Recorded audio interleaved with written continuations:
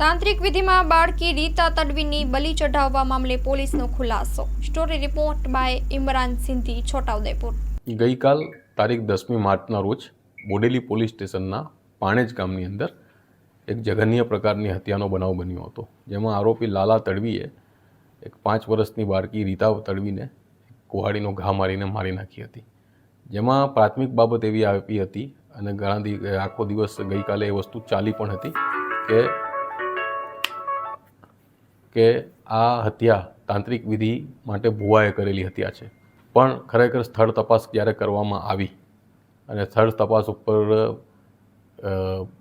આરોપીના પાડોશીઓના statement લેવામાં આવ્યા, તે વખતે વસ્તુ સ્પષ્ટ થઈ કે આ વ્યક્તિ કોઈ પણ પ્રકારનો તાંત્રિક કે ભુવો નથી, ના તો આ કોઈ ધાર્મિક વિધિનો જાણકાર છે.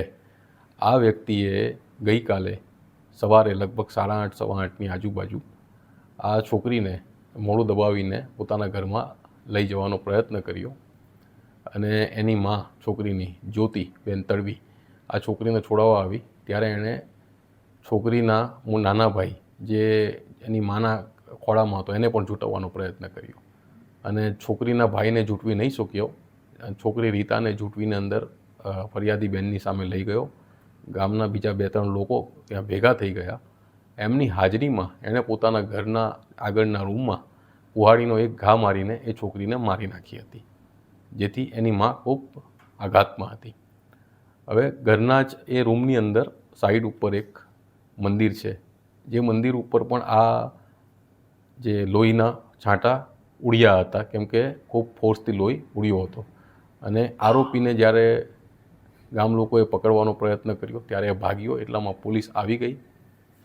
પોલીસે ગામ લોકોની સાથે આરોપીને પકડી લીધો. આરોપીની પ્રાથમિક પૂછપરછમાં એણે પોલીસને સતત ગુમરાહ કરવાનું ચાલુ રાખ્યું. હજુ પણ આરોપી પોલીસને ગુમરાહ કરી રહ્યો છે.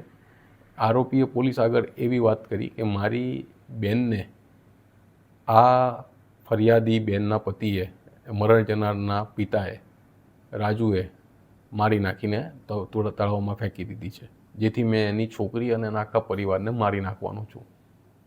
પણ ગામમાંથી હકીકત જાણતા ખરેખર આવો બનાવ નજીકના શું દૂરના પણ ભૂતકાળમાં બન્યો નથી અને એની બહેનો ખરેખર જીવિત છે. એક બેન અમદાવાદમાં છે, એક સંખેડામાં છે. છતાં એણે આ વાત ઉપજાવીને પોલીસને ગુમરાહ કરી. એટલે ખરેખર આ વ્યક્તિ કોઈ તાંત્રિક કે ભુવો નથી, પણ એનું જે પ્રકારે વર્તન છે તેના આધારે એક માનસિક વિકૃત પ્રકારનો વ્યક્તિ હોય એવું સ્પષ્ટ થઈ રહ્યું છે. અને માનસિક વિકૃતિમાં જ એણે આ હત્યા કરી હોય તે બાબત સામે આવી રહી છે. અત્યારે આગળની તપાસ ફોરેન્સિક એંગલથી અને પોલીસના એંગલથી ચાલી રહી છે અને ઝડપથી આની ચાર્જશીટ કરવામાં આવશે. હેલો ભુજ, તો કેમ છો તમે? આજે હું તમને એવા શોરૂમની વિઝિટ કરાવું છું જે છેલ્લા 10 વર્ષથી કચ્છની જનતાના પ્રેમ અને વિશ્વાસથી મહેકતું લુગડા બજાર ફેમિલી શોરૂમ. આ શોરૂમમાં સ્ટાર્ટિંગ પ્રાઇસ 399થી છે, જેમાં kids wear, girls wear, boys wear અને જેન્ટ્સ વેર અને લેડીઝ વેરમાં પણ ન્યૂ વેરાયટીવાળું કલેક્શન પણ જોવા મળી રહેશે.